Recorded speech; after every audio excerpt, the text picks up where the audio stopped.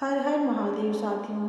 आज का जो वीडियो है वो बहुत ही खास है क्योंकि इसमें आपको महाशिवरात्रि से जुड़ी कुछ खास बातें बताऊंगी जो आपको नहीं पता होंगी।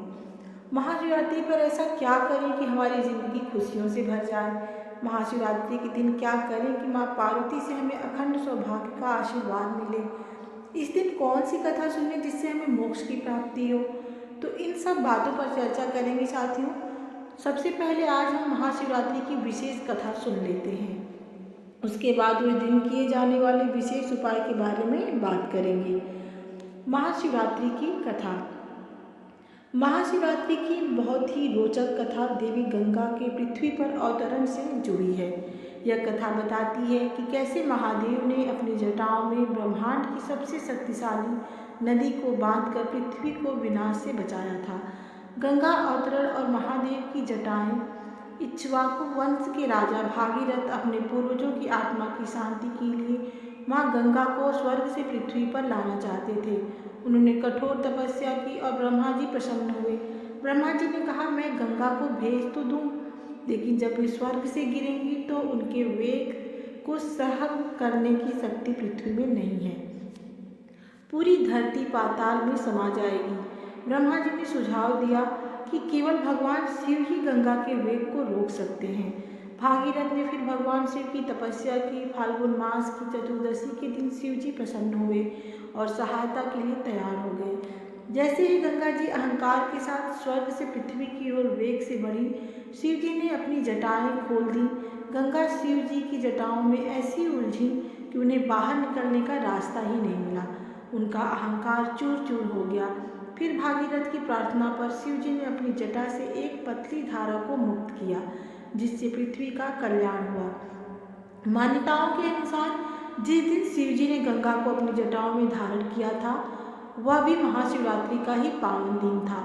इसी कारण शिवरात्रि पर गंगा जल से अभिषेक का विशेष महत्व है। साथियों, ये थी महाशिवरात्रि की कथा। महाशिवरात्रि के दिन अभिषेक के विशेष उपाय। शिवलिंग पर अलग अलग वस्तुओं से अभिषेक करने का बहुत महत्व होता है। दूध से अभिषेक करना उत्तम स्वास्थ्य और लंबी आयु के लिए। कच्चा दूध भगवान शिव को अर्पित करें। शहद नौकरी और व्यापार में तरक्की के लिए, साथ साथ मान सम्मान के लिए शहद से अभिषेक करें। गन्ने का रस आर्थिक तंगी दूर करने और धन धान्य की वृद्धि के लिए। घी संतान सुख और पारिवारिक सुख शांति के लिए घी से अभिषेक करें। पंचामृत दूध, दही, घी, शहद और शक्कर सभी मनोकामनाओं की पूर्ति के लिए पंचामृत से अभिषेक करें। विशेष सामग्री जो शिव जी को अत्यंत प्रिय है। बेलपत्र 11 या 21 बेलपत्रों पर सफ़ेद चंदन से ओम नमः शिवाय लिखकर शिवलिंग पर चढ़ाएं। याद रहे कि बेलपत्र कहीं से कटा फटा न हो। शमी के पत्ते शनि दोष के प्रभाव को कम करने के लिए और कार्यों में विजय पाने के लिए शमी पत्र अवश्य चढ़ाएं। अक्षत अखंडित बिना टूटे हुए चावल चढ़ाने से घर में लक्ष्मी का वास होता है।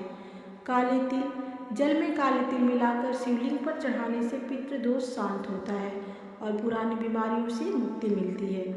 मंत्रों का जाप और दीपदान शाम के समय बेल के पेड़ के नीचे या शिव मंदिर में घी का दीपक जलाने से जीवन के सभी कष्ट दूर होते हैं। इन बातों का रखें विशेष ध्यान।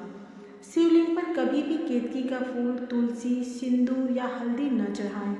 शिवलिंग की परिक्रमा हमेशा आधी की जाती है।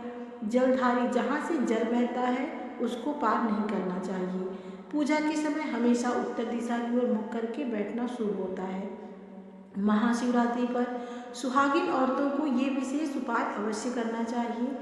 महाशिवरात्रि का पर्व भगवान शिव और माता पार्वती के मिलन का उत्सव है, इसलिए सुहागिन महिलाओं के लिए यह दिन अपने वैवाहिक जीवन में खुशहाली और पति की लंबी उम्र की कामना के लिए अत्यंत शुभ माना जाता है।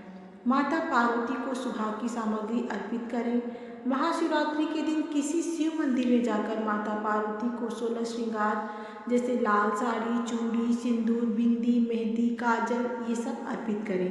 चढ़ाई गई सुहाग सामग्री में से थोड़ा सा सिंदूर अपनी मांग में लगाएं और कुछ चूड़ियाँ प्रसाद स्वरूप पहन लें। माना जाता है कि इससे माता पार्वती का अखंड सौभाग्य का आशीर्वाद मिलता है। शिव पार्वती का गठबंधन। यदि संभव हो तो मंदिर में शिव जी और माता पार्वती की प्रतिमा पर कलावा की मदद से गठबंधन अवश्य करें। गठबंधन करते समय ओम गौरी शंकराय नमः मंत्र का जाप करें। यह वैवाहिक रिश्तों में मजबूती और प्रेम बढ़ाता है। केसर युक्त दूध से अभिषेक। पति पत्नी के बीच यदि मनमुटाव रहता हो तो शिवलिंग पर केसर मिश्रित दूध चढ़ाएं। शिव जी को बेलपत्र चढ़ाते समय उन पर चंदन से राम लिखें या बिंदी लगाएं। संध्या काल में दीपदान। शिवरात्रि की शाम को शिव मंदिर में या घर के मंदिर में शुद्ध घी का दीपक जलाएं। दीपक जलाते समय अपने पति की अच्छी सेहत और लंबी आयु की प्रार्थना करें।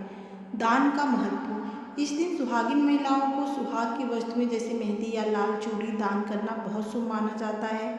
इससे घर में सुख समृद्धि आती है।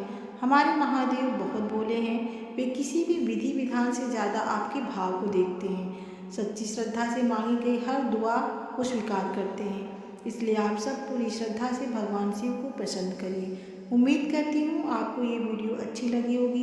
इसे लाइक करें, सब्सक्राइब करें और कमेंट में हर हर महादेव जरूर लिखें। मिलते हैं अगली वीडियो में, तब तक के लिए राधे राधे।